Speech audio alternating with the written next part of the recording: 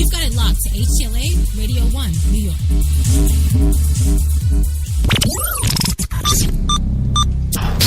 This program is intended for mature audiences only. If you have any homicidal or suicidal feelings, please consult a doctor before listening to this program. Of course, we've got the one and only Jenny McCartney in the booth, the social media goddess herself, pushing those buttons, making the show go again today.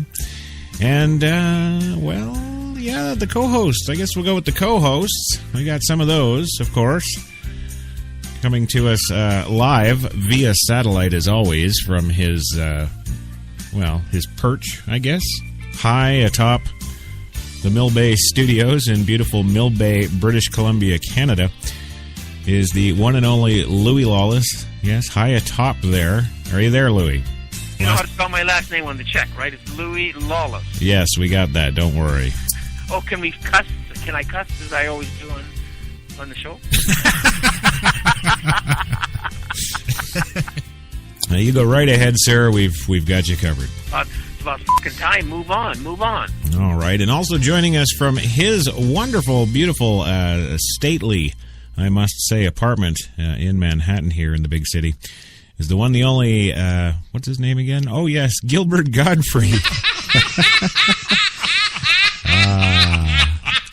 Are you ready, sir? What the fuck? Huh? Okay. I'm ready. Good. All right. Yes. All right. Gilbert Godfrey joining us from his lovely home here in the city. And also joining us is, of course, the one, the only George Takei, all the way from his home in Los Angeles, California. George, thank you for coming. I think it's a treat to be here talking with you. Yeah. There you go. And thank you. That's awesome. Now, is this thing on? Yeah. It's on. Is this on? Is this on? I can't tap it. I would tap it, but I won't do that. So. There you go. That's well. Right. Only one, Meeps. That's us. The only one, HTLA Radio 1 New York, and you're here and you're listening. And this is Straight Talk. And, yeah, we've got 90 minutes of springtime in the city stories for you tonight. And, lots of social injustice stories. I'm in the mood for ranting. We said we weren't going to do a rant show, but here we are, and it's going to turn into a rant show. It is, yes. I can't help but be angry about the stories. You know, there's just too much to be excited about. And everybody's got to bring us down with all this stuff.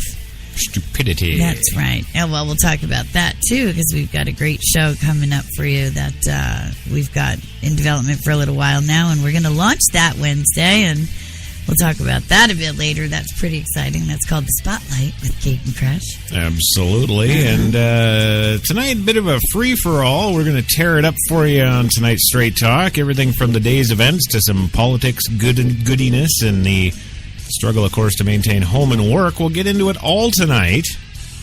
Professional businesswomen that I talk to, they do the work, but it's just the corporate work, and they think that's enough because, damn it, I've just put 12 hours a day in today in my job, and right. They feel deserving of something else, not to come home and take care of the kids, and not to come home and take care of the husband, and not to come home and take care of anything else. Right. It's time for them to kick their feet up now and go hit the bars and relax or something because they've earned it. Right. And I'm here to say that as a man, we do that all the time. We always have. We go out and work our full-time jobs or more. Right. And we come home and we're still expected to be the dad. We're still expected to help the kids with the homework. We're still expected to have activities and stuff with our family and have that interaction and put that time in. Sure. Maybe that's why we get 100% of our pay instead of 70% of our pay. Right. Right. Well, you're not... Well, in the tradition now, men are also expected to do half the housework and half of all that stuff, whereas it used to just be before, you know, the garbages and the lawns and all that stuff that you do, the man stuff, you know. So, yes, and unfortunately, in some cases, in a great majority of the households now, more often than not, the women are working, and, you know, I have so many, you know, friends that I know that their husbands take care of the kids and drop the kids at school and do the school activities and do the projects and wash the clothes and do all that. But with that comes the dreaded beta male, because there's not a single one of those men that I have met that I would look up to in battle. No, of course not. And this to our thinking, to our thinking. And while it took us years in practice, it was an ideology that we shared from the moment that we met anyway. Yeah. The whole, that was our vision for what the ideal family was. Mumble, mumble, mumble. Yeah, she's rattling on there, the old Kate Taylor. Yes, she is. But enough of that. Yes, we're live right now. 3 p.m. Eastern. HTLA Radio 1, New York's best talk. Well, could only mean the one thing, couldn't it? Yes, it's that time again. You betcha. It's time for your coffee and cigarettes, your Thursday double-double for this Thursday, the 23rd April 2015, where it is. Yes, I'm pleased to say it. I'm not going to say well, I mean, it's kind of a downer. It's cloudy out, but it's still 50 degrees. And there's a bunch of areas outside the city where it's quite a bit colder than that, so I'm not complaining. I'm just not going to do that. It wouldn't do me any good if I did anyway. So yeah, there you go.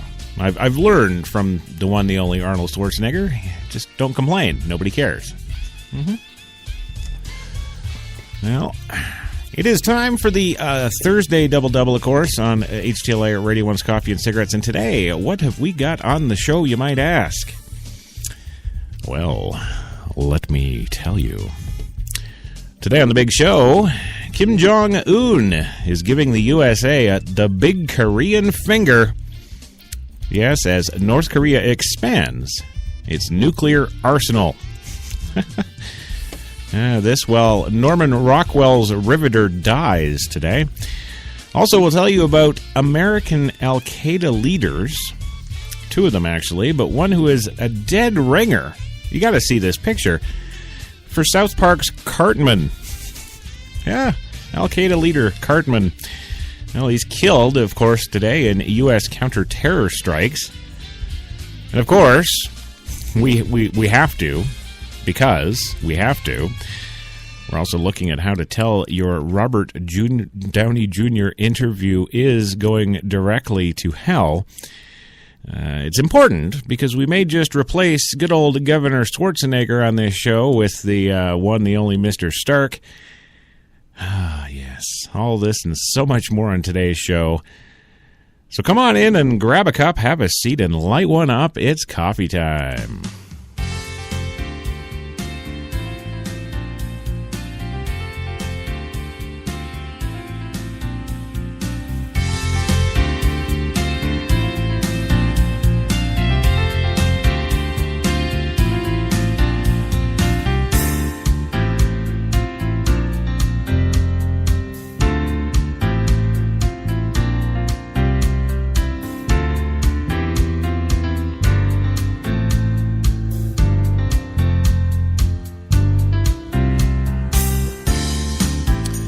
Well, you know it is. Yes, it is. 3:03 p.m. in the big city here, Manhattan, New York City, USA.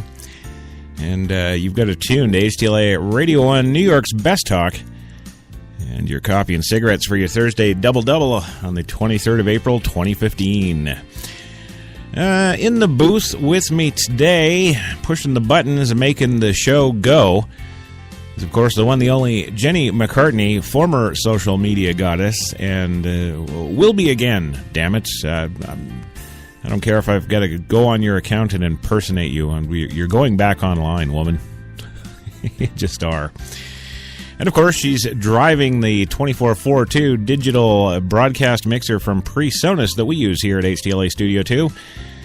If you want to check out the latest and greatest in everything professional audio gear has to offer, I strongly suggest you visit PreSonus.com. And also, as you already know, this show is, of course, brought to you by the fine folks at Tim Hortons, New York City. Now with 8 fine locations in the city to serve all your coffee and baked goods needs. Tim Hortons, they're always fresh. Yes. And also joining us on the show today, as always, we have some guest/co-hosts that come and like to rabble things up a little bit, to stir things up, I guess, as it were. to change things up, to make things worse. That's really what it is. First of all, coming to us live from beautiful downtown Millbay, British Columbia, and if you don't know where that is, trust me, you don't want to, is the one, the only Louis Lawless, all the way from Millbay Studios. There is it sunny there, Louis? Are you there? We're 5 steps away from winning the Academy Award. Uh-huh. And we didn't. Well, that's okay, but is it sunny? Didn't you read the goddamn script? I sent it to you. No, I think did I misplace it? Can you give me any help for $25,000? Absolutely not. We've covered this. It's about fucking time. Move on. Okay, all right. Well, moving on today. Of course, we've got the one, the only gentleman from just down the road. The one, the only Gilbert Gottfried from his beautiful, spacious, sprawling apartment in Manhattan, right here in the city. Are you there, Gilbert? Are you? Are you ready to go? I'm ready. Oh, that's amazing. Yes. It's highly unusual, yes. But nonetheless, good to go. And then, of course, unfortunately, all the way from his crappy little office stuck in the side of his house. Yes. In his shabby little area of Malibu, California, is that Terminator we all know and love, the one, the only Arnold Schwarzenegger. I'm not even going to welcome you to the show. You're just here. Yeah.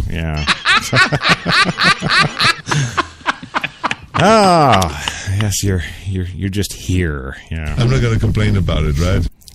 You can, but yes. It's not going to help you one little iota. Yes. No, Gilbert, not yes. Have you been drinking? I think he's been drinking again, but what the hell? We don't care. He works for very low money, and yes. Yeah, I know you're throwing that in because you want a little bit of a raise. Yeah. Well, that's not likely to happen, but we are, of course, bound by our little contractual agreement with you, Gilbert, that we've. Yes. Yeah, I got to let you do your little song here at the end of or beginning of the show. Yeah, the end of the show. Oh, yes, you just now that we're at the end of the show. Yes. Oh, just sing it, Jesus. Na na na na na, ba ma ma ma ma ma ma. Oh yeah. Who wants to grow up? Who wants responsibility? Oh no, not me. Who wants to show up and work until you're 93? Not me. Now everybody says you're running wild. The teacher's calling you a problem. Ooh. Oh, that's great. Thank you. Yes. That's it just doesn't get any better than that. You know, that every single day in and day out, I have to hear that over and over again. And let me tell you, it never gets old. Yeah. No. No, it's just nothing but joy and love here. Isn't that right, Arnold? Yeah. Yeah. Yes. Yes. Well, of course. Now, moving on. What? Oh, okay. All right. Yes. All right. I'm being informed that everyone's to listen live to Coffee and Cigarettes every weekday at 3 p.m. Eastern on HTLA Radio 1, New York's Best Talk. Simulcast, as always, live via iHeartRadio, Stitcher, Spreaker, and iTunes. There you go. I don't know why she wanted me to say that, but yes.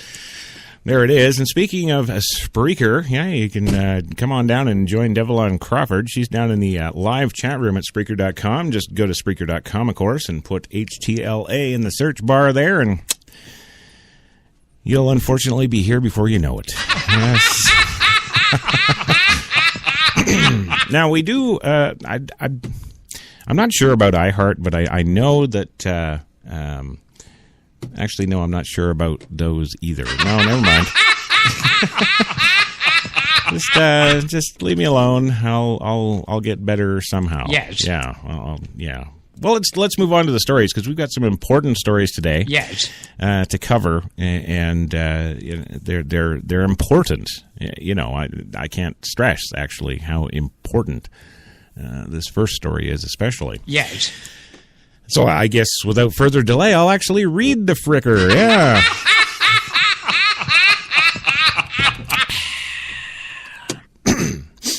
I'm going to read it now. That's what I'm going to do. Yes. Yes. It's about fucking time. Move on.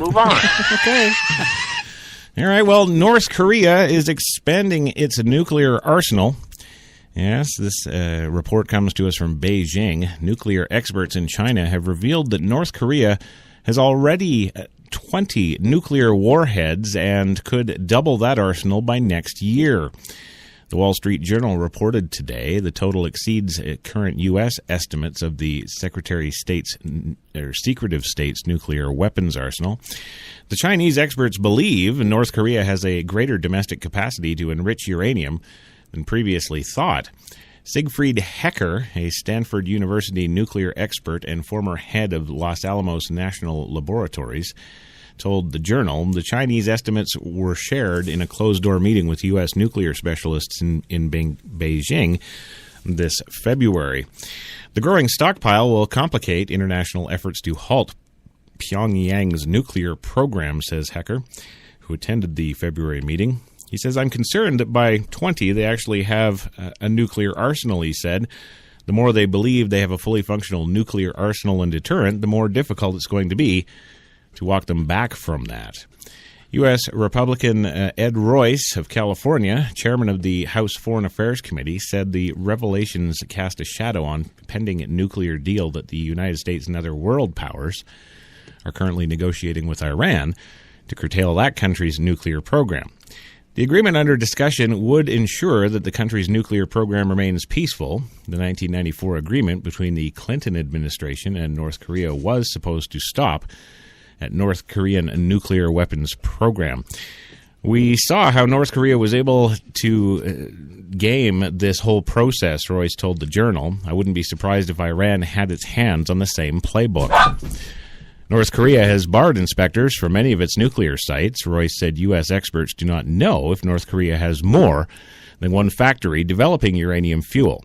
In a hearing Wednesday, Royce said verification and inspections of Iranian military sites that the Islamic Republic officials have placed off limits would be a key measure of a successful deal.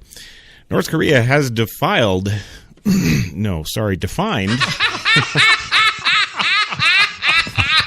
Well, I suppose they've defiled too. Yes. But they've defined international pressures and sanctions to conduct these nuclear tests and multiple missile tests. Its reclusive dictator, Kim Jong-un, is the third generation of the Kim family to rule the impoverished state. And speaking of impoverished, that kind of makes me wonder about this whole story because, you know, they're supposed to have 20 nuclear warheads now. They're going to double it by next year. Yes. That's what the Chinese are telling us. I think this is a plot. It's a ploy. Yes. Oh, yeah. Oh, no. Well, you stop and think about it. For decades, North Korea has, had, well, for lack of a better term, dick for military. Yes. Right? Okay. So they got no military. And what they have, when we sneak those cameras into the country, what do we find? We find them having, like, military parades, and, their trucks and missiles are cardboard. Yes. Right? Yes. So there you go. And so really 20 nukes? Yeah. Is that what we're supposed to believe? Huh. And where does this information come from? China. Oh. Yes. Oh, huh. And what would China like better than nothing else for us to commit ourselves in North Korea and have to deal with 20 years of being stuck in that bloody war?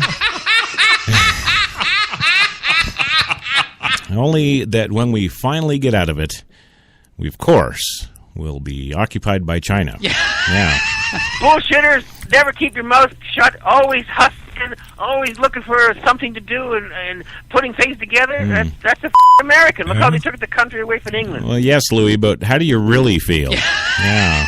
that's what they've done. They've reached a particular point that they feel they're untouchable. Wow. Okay, you're actually right on point there. Yes. That's good. You're getting better with old age. Power tends to corrupt. Absolute power corrupts absolutely. Yeah. Didn't ask you, Arnold. Well, Zhu Feng, a leading Chinese security expert at Peking University, could not confirm the numbers given by the journal, but agreed North Korea is expanding its nuclear arsenal. There are a lot of signs indicating North Korea is working very hard on their bomb making, and it is quite likely their warheads and bombs are increasing, Zhu said. Despite pressure from allies, Beijing to rein in its nuclear program, Pyongyang sees these weapons as a shield to hide from the tightening international pressure, he said. The Kim Jong-un regime thinks they'll ensure their survival, as the bigger their nuclear arsenal will be, the less likely they will be hurt, Zhu said. North Korea currently has up to 16 nuclear weapons and could build as many as 100 by 2020, according to a February report by the U.S.-Korea Institute at Johns Hopkins University's School of Advanced International Studies. The country can put these on at least medium-range missiles capable of hitting most targets in Japan and South Korea, and it is developing a longer-range missiles to reach the USA, the report said. That's total BS, too. It is. And how I know this is because Kim Jong-il, back in 2011, already claimed that the city of New York has been destroyed. Okay? So there we are. I mean, that's the heart of USA right there. He's already used up that card. He's said we're a broken nation now and that Korea has just kicked our butts. So you can't go crying America's a threat now, buddy, you know?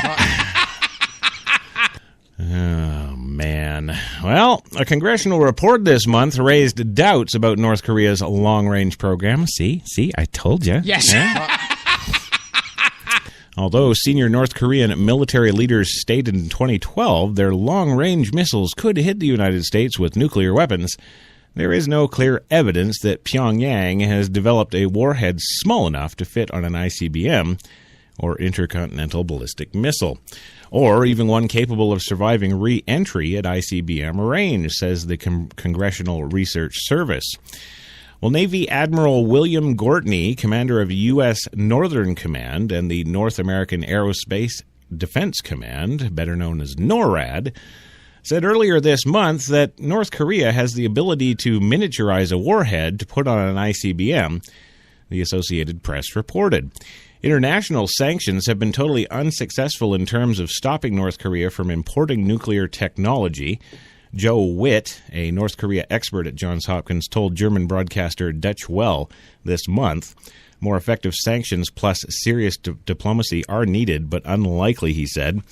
The U.S. is pretty much done in terms of dealing with North Korea and is consumed with Iran. I don't think that's going to change, Witt said. Not one bit. Yes. Well, I don't know, just that mention of NORAD there, that kind of reminds me of something. We had ICBMs in 1961.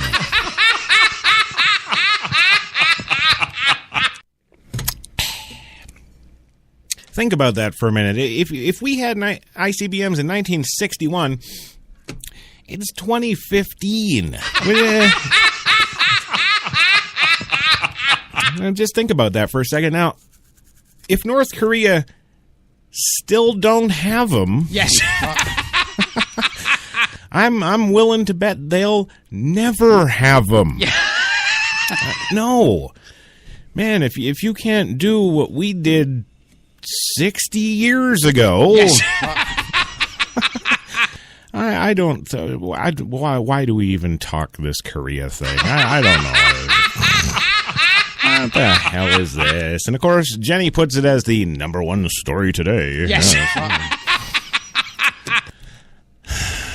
Talk about this just in. Yes. Yeah. Well, moving on, because we've got some really big stuff coming up right about now.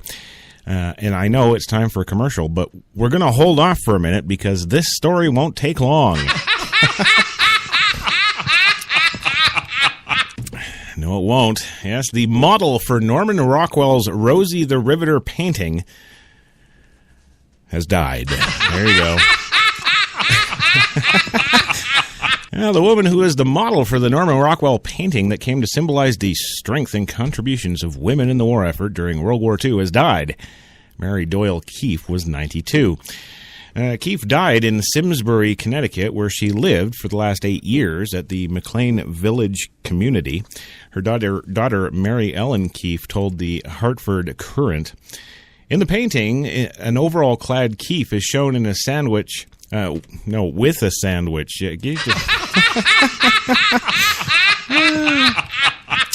Yes, with a sandwich in one hand and her right arm sitting on top of a lunchbox with the word Rosie on it. A rivet gun sits in her lap. Painting is blah, blah, blah, blah, blah.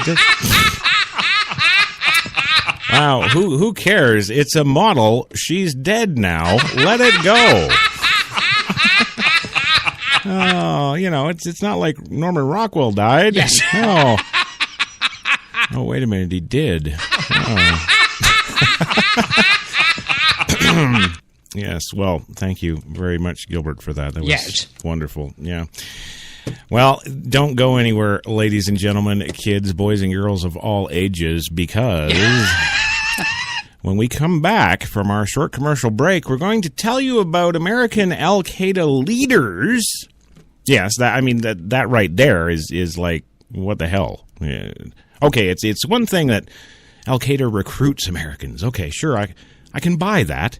I can even buy that they go over to Syria or Turkmenistan or whatever it is. I can buy that. Sure. But no, these fat bastards. Yes.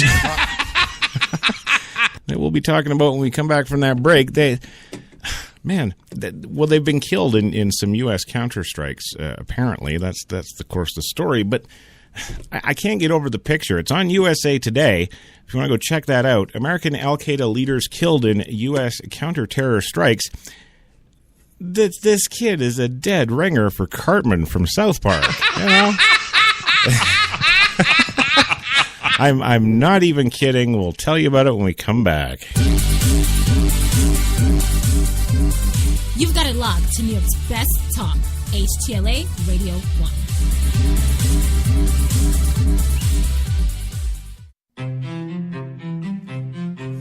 What if there was a coffee that was sourced from some of the world's most renowned growing regions, abundant with rich, fertile soil?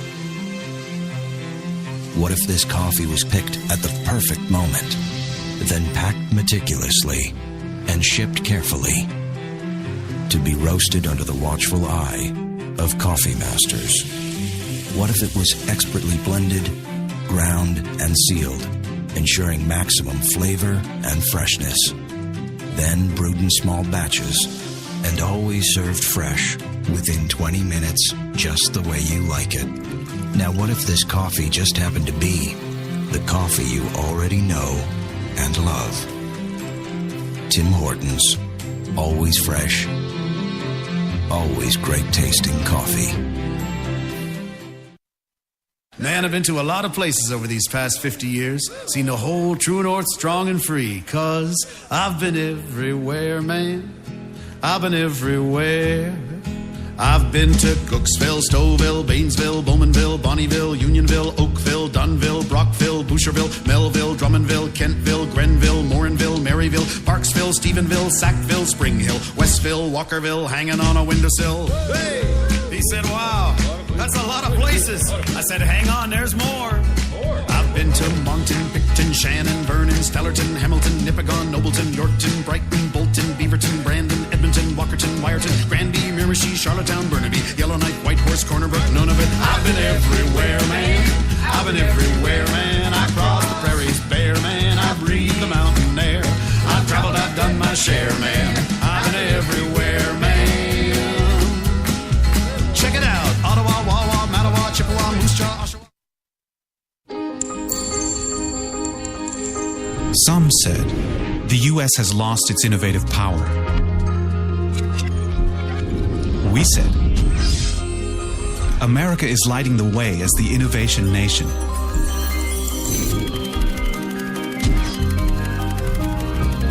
Singular insights, superior execution. That's the power of global connections. Bank of America, Merrill Lynch. Voted top global research firm 2011, 12, and 13. Automatic freshness, softness, and static control has never been easier with the Bounce Dryer Bar. I just stick it to the inside of my dryer, and I never have to remember. Old Spice Body Spray makes you smell like power! It's so powerful it sells itself in other people's commercials. You smell like outdoor freshness. You smell like power. Yeah, I do. Power! Power!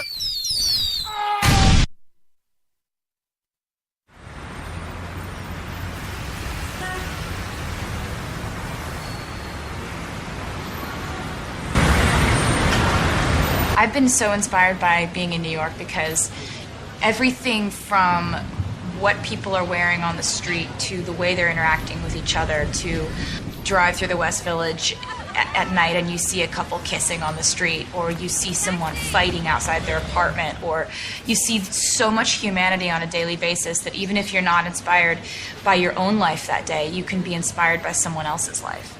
You got that long hair, slicked back, white t-shirt, and I got that good girl face and a tight little skirt. And when we go crashing down, we come back every time, 'cause we never go out of style. We never go out of style. Take me out.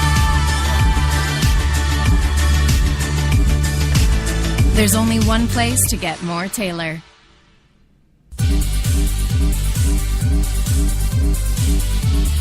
We're New York's best talk radio, HTLA Radio 1.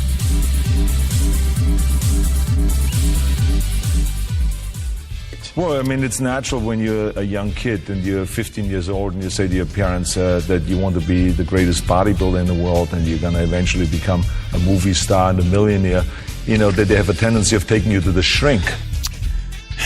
I wasn't talking to you, man. Shut up. Welcome back to Coffee and Cigarettes, HTLA Radio 1, New York's best talk. And we're just sitting around here kicking on the big old dumb bodybuilder. Yes. We got to do it. You know, it's the fun thing to do. Oh, my God, he's becoming black. I like it. Do a little rap here, too. Black? What the hell are you talking about? Well, welcome back to the big program, your Coffee and Cigarettes Thursday Double-Double for this Thursday, the 23rd of April, 2015. 328 in the city right now, and still 50 degrees with clouds, but it's all good, Gilbert. We're not freezing to death. Yeah. Yes, we're back and we're fighting mad. I changed my name because they said Schwarzenegger, no one can pronounce. So, you know, what is it, Schwarzenschnitzel or whatever? You know, from now on, your name is Arnold Strong. Of course, we did this for one movie and then I changed it again. Dude, you know, every time you open your mouth, you just sound so stupid. Yeah. I still can't believe he's married. I'm married. Yeah, I'm not divorced yet. Yeah, well, give it a minute. Yes. Maria Shriver's lawyer is going to be laughing like the Predator. Yes, and then Arnie's millions will just blow up. Yes. Boom. Yeah. Only this time it'll be different, Arnie. You won't have the general come get you in the chopper. All right, time to get back to business here. Yes. We got to get the business going on here. And what is that business? Well, before the break, I was telling you about the secret al-Qaeda Cartman. Yes. You filthy American pigs. No longer would my men be forced to bow down to your pantyhose-wearing imperialism. Each week, we will raise pillars of holy fire in each of your cities until our demands are met. We want 16 slushies. Yes, nothing quite like slushies on a cold day in hell. Yes. Yeah. Well, no, true story. This story comes to us today out of USA Today, of course, and 2 Americans who joined al-Qaeda and rose to leadership positions in the terrorist organizations died in January counterterrorism operations that also killed an American and an Italian hostage, the White House said today. The counterterrorism operations struck an al-Qaeda-associated compound and other areas in the border region of Afghanistan and Pakistan. Pakistan. What the hell is that? Going on down to Pakistan, gonna have myself a time. Infidels everywhere. Yes. Everybody's got that attention. Well, the strike that killed hostages Warren Weinstein and Giovanni Laporto also killed Ahmed Farik. Yes, the filthy American pig who was an al-Qaeda leader. Yes, my brethren, he was red mist. Well, he was an al-Qaeda leader, the White House statement said. Adam Gadan, another American who became a prominent member and spokesman for al-Qaeda, was likely killed in a separate U.S. counterterrorism operation, the White House said. While both Farak and Gadan were al-Qaeda members, neither was specifically targeted, and we did not have information indicating their presence at the sites of these operations, says Josh Earnest, the press secretary. Yada, Yes. Well, Gadan, 36, a California-born Muslim convert, emerged as a spokesman for al-Qaeda as the English-speaking narrator for al-Qaeda's first propaganda videos. Oh, I'm still saying it. I do them better than they do. Yes. I'm just gonna say that. Well, the destruction of the destroyer USS Cole, says Evan Coleman, a terrorism analyst for Flashpoint Partners and a government consultant.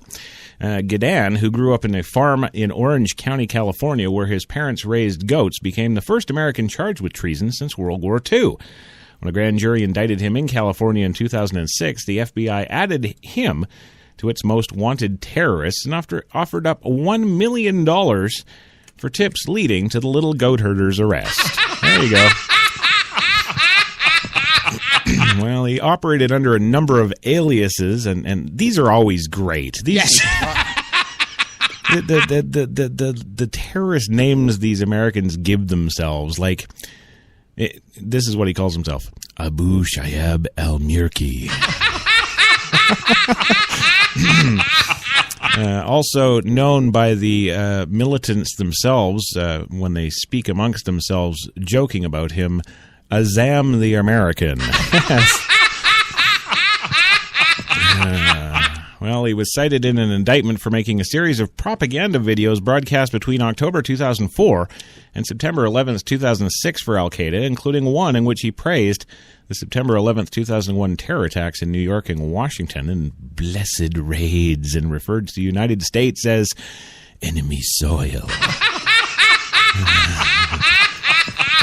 Yes. Yeah.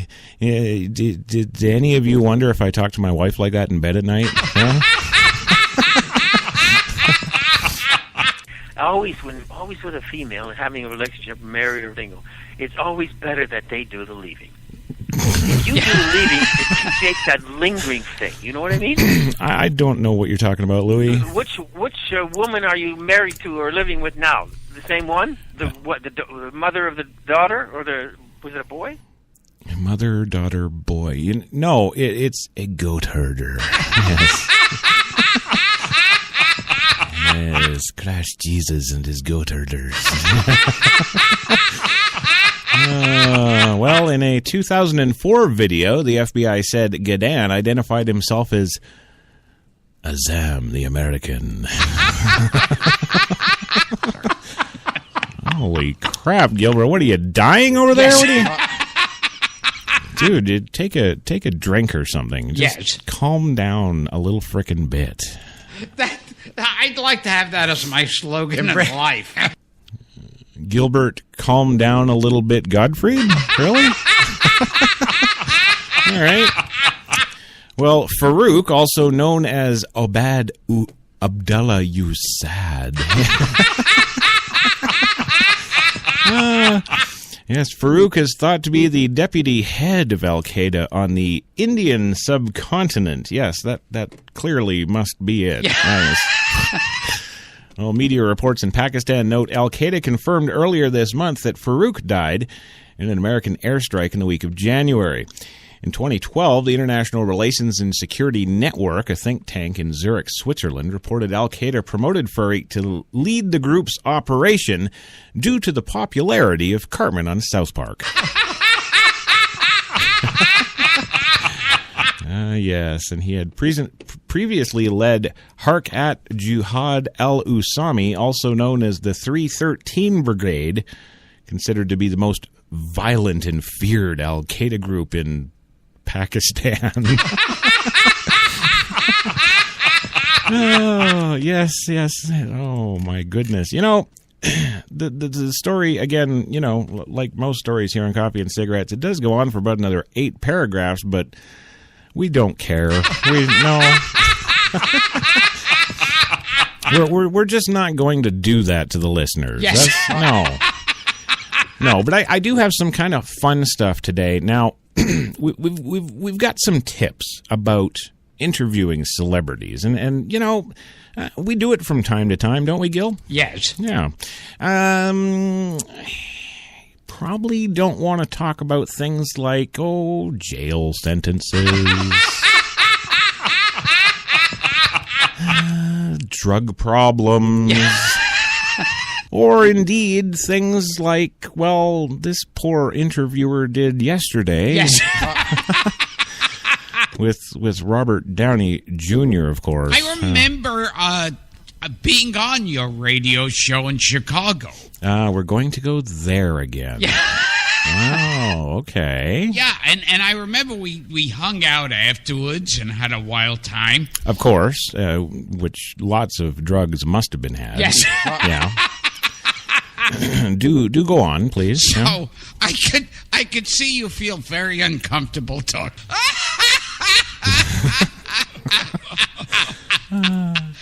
Now there was another time you were when I know you're very secretive about your drug problem.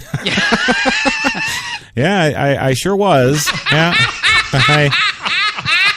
I gotta say, yeah. Now, here's a story I'm sure you're tired of talking about, but I'd be remiss in not bringing it up, and that's when you beat up a transvestite. It had to be done. You get in situations like that, and you know, I'm sorry. Yes. Fists fly, you know. And I remember, and this is why I feel I have a real connection with you, because in the alleyway... When that's the beginning,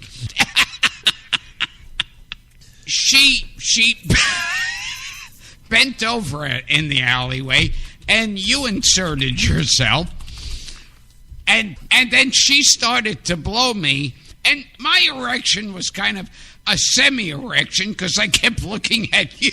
So when you're standing there trying to get a blowjob and looking at really hard,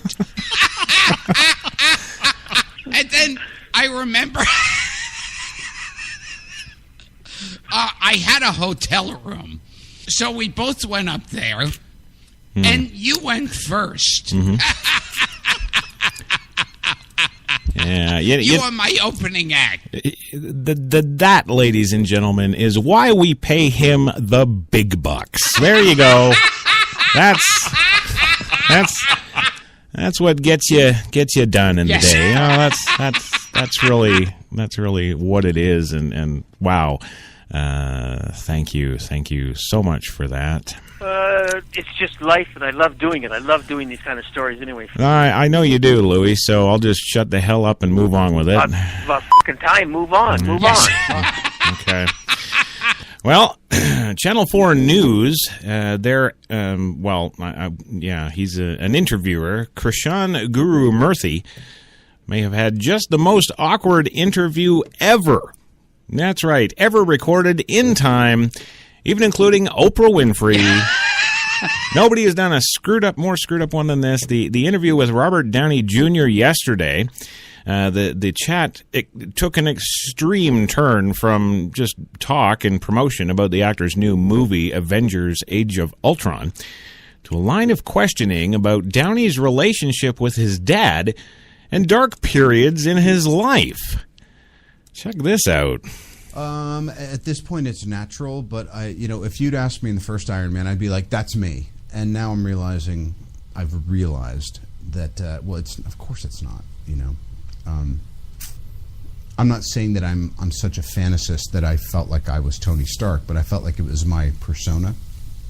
But none of us are our personas. But he's becoming a much more likable character as well, isn't he? I suppose a better so. Man. Yeah, he's becoming a better guy. In a way that you are as well, I suppose. Sure. I mean, what I'd really like to ask you about a quote you gave to the New York Times, and I don't want to pry, so if you don't want to talk about it, that's fine. But what you said to the New York Times once was, it was after your incarceration, and you said you can't go from a $2,000 a night hotel suite to a penitentiary and understand it and come out a liberal. And I just wondered what you meant by that. Well, the funny thing is, and I appreciate your point of view, things that you said 5-7 years ago or things you said in an interview that made sense to you at the time, I could pick that apart for 2 hours and be no closer to the truth than I'd be giving you some half-assed answer right now. I couldn't even really tell you what a liberal is. So therein lies the answer to your question.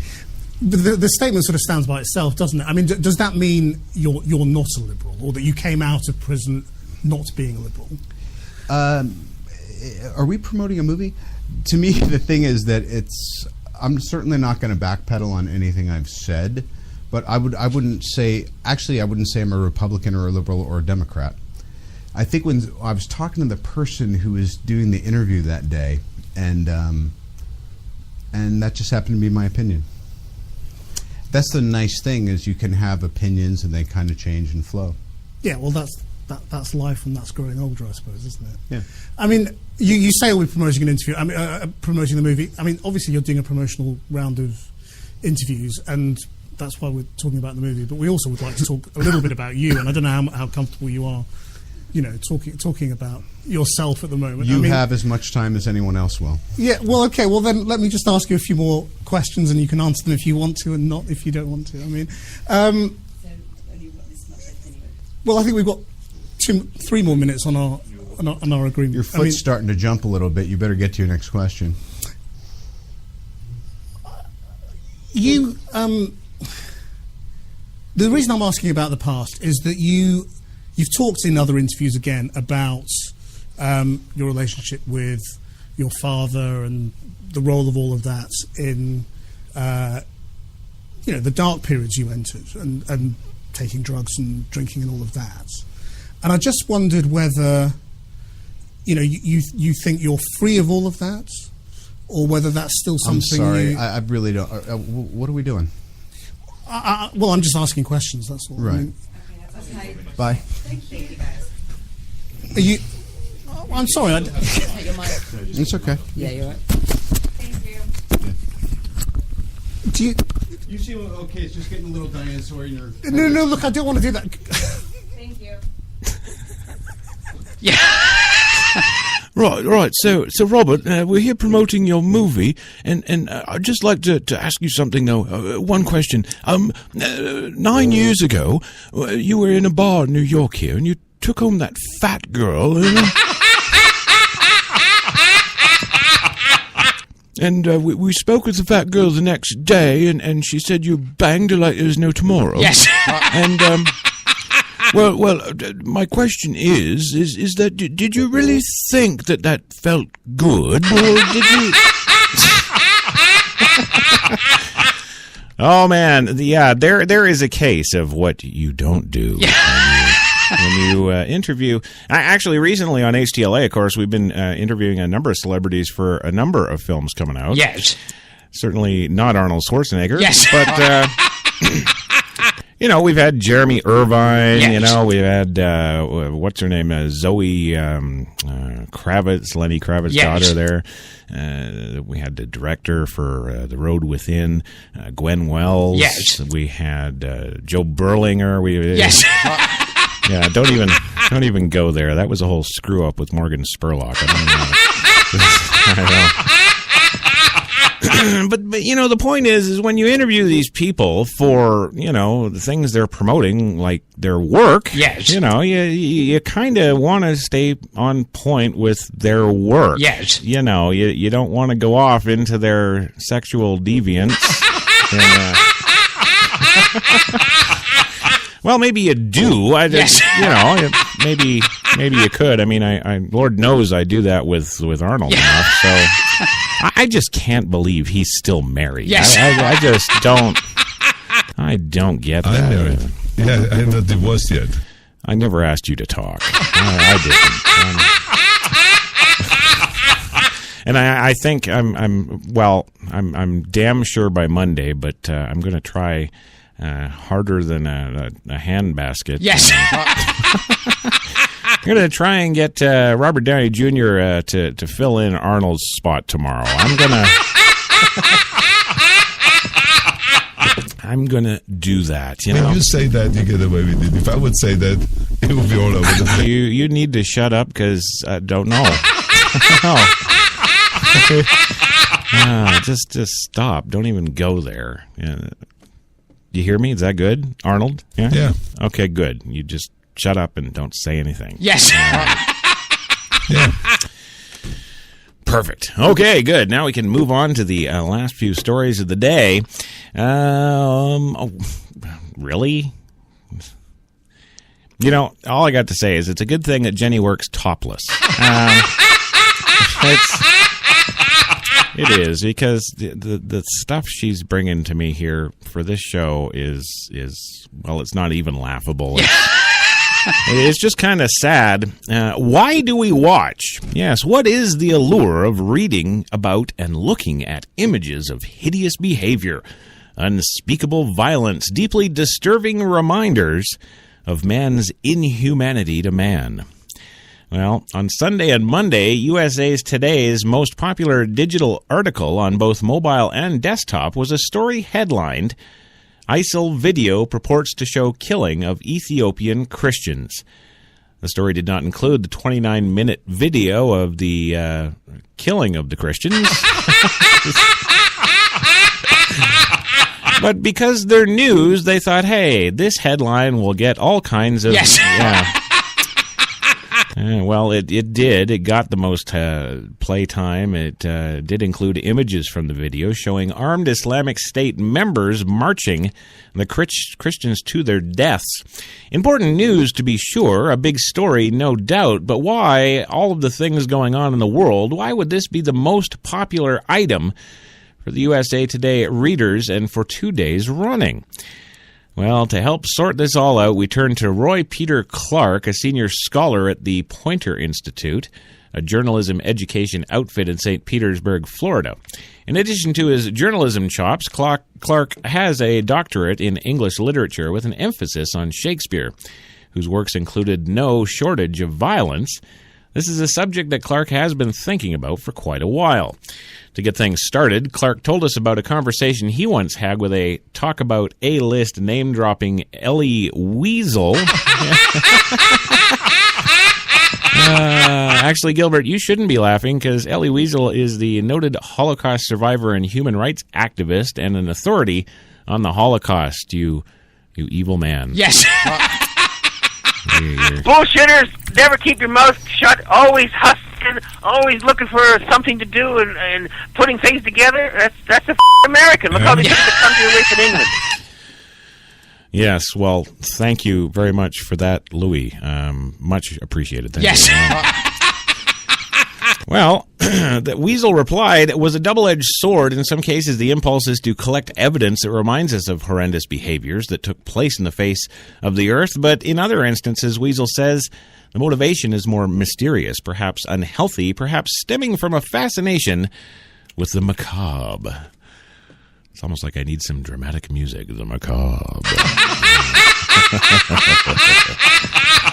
Well, fast forward to the Islamic State, whose videos of beheadings of journalists James Foley and Stephen Sotloff attracted so much attention on YouTube last year. Clark sees echoes of Weasel's two-edged sword. There's some sense of needing to see what the real threat is to civilized nations, he says. Some may go to study the uses of propaganda, but most just go to see the blood and the popping heads. Yes, the battle between the civilized world is sometimes framed in a clash between the 21st century and the 11th centuries. Think about the history of these events and how they are being transformed in the digital age, Clark says. These seemingly barbaric acts of extreme violence are shown all over the world on the internet. Forget Bill Clinton's old bridge to the 21st century. This, Clark says, is a bridge of 1,000 years. Take, for example, the South Vietnamese National Police Chief, Brig General Nguyen Ngoc, who executes a Viet Cong officer with a single pistol shot in the head in Saigon back in Vietnam in 1968. Well, Pointer scholar points out that there is a long and varied history of public executions, beheadings, burning at the stake, death by guillotine, some which you'll see here pretty soon in Baltimore. Yes, these were public events, he says. They provided some people a form of public entertainment. Yeah. There you go. Well, as for today, Clark sees bifurcated response on the part of the American people when it comes to bloodshed. On the one hand, there is greater appetite and tolerance than ever for faked violence or staged violence or even cinematic violence, he says. He points at such phenomena as the Game of Thrones and zombie movies with extreme levels of violence. Clark himself is a big fan of Cinemax's Banshee, which he describes as one of the most violent shows on television. He says he likes it for the story. Well, yet the reaction to actual carnage is radically different. There are many examples of acts of violence that are real, that generate tremendous outrage and consequences in social media, Clark says. There may be a fascination with real violence, but there is a tremendous amount of disgust. And that's, his final word. There you go. He's disgusted by it all. And you know, what Rhodes Scholar wouldn't be? Yes. You know, man, tell us something we don't know, Jenny. Come on. Oh, damn, chick. Give me something good here. Oh, General Petraeus. Yes, he's to be sentenced for giving classified material to the girl he was banging. No, not joking here. That's real. Yes. Yeah. Charlotte, North Carolina, General David Petraeus, the retired four-star general leader who once commanded military operations in Afghanistan and Iraq, is set to be sentenced Thursday in a federal court in a plea deal which he admitted leaking classified information to his mistress. And, well, of course, she's got a book, biographer Paula Broadwell. There you go. Her book, of course, is entitled, I Banged a General. Well, the 2 p.m. Eastern Court appearance comes 2 months after Petraeus agreed to plead guilty to one misdemeanor count of unauthorized removal of retention of 8 highly secret black book binders that he had improperly retained from his time as top military commander in Afghanistan. The plea agreement called for no prison time, 2 years of probation, and a $40,000 fine. U.S. Magistrate Judge David Kessler, however, is not obliged to accept the terms of the deal.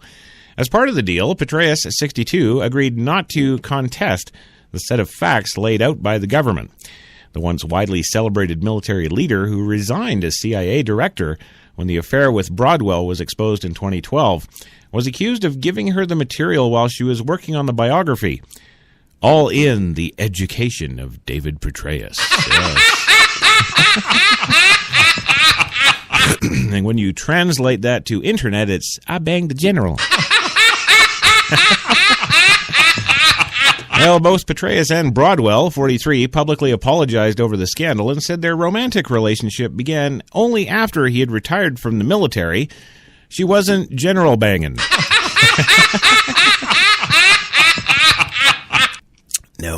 No. 62-year-old men are just appealing sexually. Yes. That's it.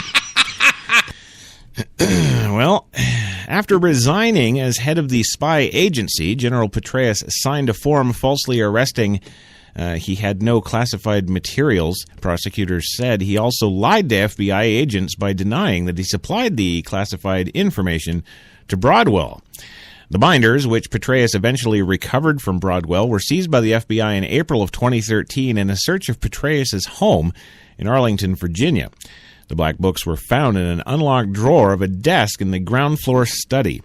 The binders included, among other things, the names of covert operatives, coalition war strategy, and even notes about Petraeus' discussions with President Obama and the National Security Council. After the scandal broke, Petraeus initially maintained a low profile, taking positions at universities. Yes, bend over in their bathroom. Well, of course, he, like so many others, are now chairman of the KKR Global Institute, a private consulting firm. Colbert David Roberts. Kravis Roberts. Yes, I can... who cares? Screw this. Well, Petraeus has also recently been serving as a consultant to the National Security Council and the Obama administration on matters related to Iraq and the Islamic State extremist group. Extremist. Yes. Thank you. White House Press Secretary Josh Earnest confirmed on Monday. You know, this Josh Earnest guy, he's in every story, and all he's running around doing is confirming stuff. How do you do a job like that? How do you...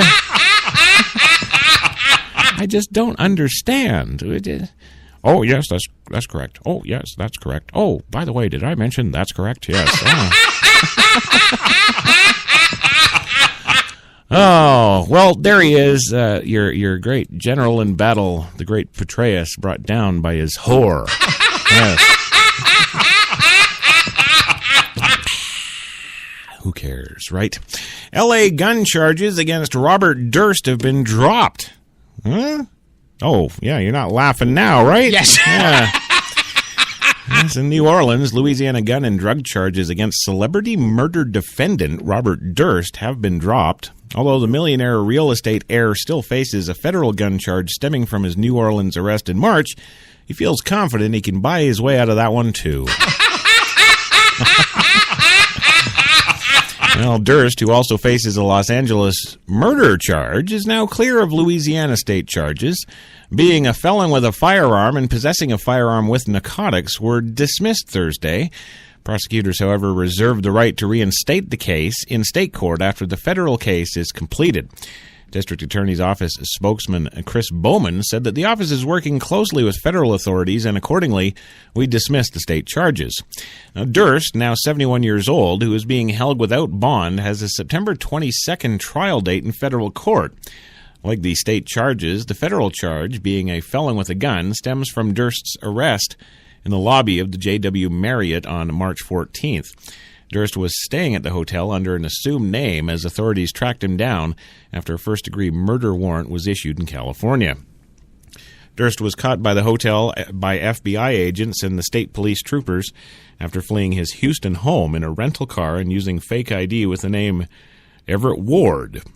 When FBI agents went to Durst's hotel room to retrieve his passport, they found more than $42,000 in cash, a latex mask, and about 5 ounces of marijuana.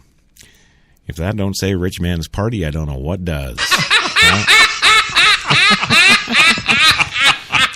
And there you go. I'm going to leave it at that. Again, this story, like all the rest, has 8 more paragraphs. But yeah, we just don't care. But one thing we do care about, and we haven't. This is weird. We have not had an election 2016 story today. Yes. No, not one. That's outstanding because it's been weeks now we've had these goddamn things. Yeah. But so I thought it would be kind of cool if I threw in this little segment we put together here, just to give you a little more taste of more just joy you can look for in 2016. Yeah. So we're gonna roll that, and then we'll be rolling out of the show because we're freaking done. Here it is. Hi, I'm Gil Fulbright. The people that run my campaign, they've made this commercial, and I'm in it. This campaign, it's not about me. It's about crafting a version of me that'll appeal to you. A version that visits random work sites with paid actors pointing at things. A version of me that doesn't find old people loathsome or pointless. Has a conventionally attractive yet curiously still family. Listening to my constituents, legislating, these are things I don't do. What I do is spend about 70% of my time raising funds for re-election. I'd do anything to stay in office. My name's Gil Fulbright, but hell, I'll change my name to Phil Goldbright or Bill Fulbright or fill up my mouth with farts. These are the things that are important to me. And these are the fine people that finance my campaign. Now, in order to do these things, I have to stay in office. And to stay in office, I have to keep these guys happy. Now, if any of these things make these guys unhappy, well, my hands are tied. So come November, the choice is clear. Do you want another spineless mouthpiece for special interest in lobbyists? Or a spineless mouthpiece for special interest in lobbyists? I'm Philip a Mouth with Farts, and I approve this message. Election 2016, it's coming. Oh, yeah. Well, it is that time, ladies and gentlemen. Thank you, listeners, for checking in with us today on the Thursday Double Coffee and Cigarettes on HTLA Radio 1, New York's Best Talk. I want to say thank you to the one, the only Louie Lawless for hanging out with us today, and really appreciate it. Thanks, Lou. You know why, Chris? Because you're such a control freak, you don't want anyone to tell you what to do. Really? Is that? Yeah? You think so, huh? No, no, I don't. And, of course, the one, the only Gilbert Gottfried. I'll meet you down at the coffee shop here in just a few minutes, you little freaky man. Yes. Thank you for being on the show today, and we will see you tomorrow. Thank you for listening, and support the show for the love of God. Oh, and the one, the only Arnold Scumbag Schwarzenegger. Yes. Thanks for being on the show today, and you won't be back tomorrow. Absolutely. Thank you very much, and I'll be back. Not a chance in hell. Nope. Well, you are gone, buddy. That's it. And to the rest of you out there, have a great Thursday. Special edition Film 101 tonight on HTLA, 8 p.m. Eastern. For that, we've got a cinematographer from American Cinematographer Magazine. We're going to be interviewing him on the show about his F-55, so don't forget to miss that one, you know? Yes. And to the rest of you, remember, life is indeed a poor substitute for video games. Have a great day. We'll see you tomorrow. Coffee and Cigarettes, 3 p.m. Eastern, Friday Frappuccino.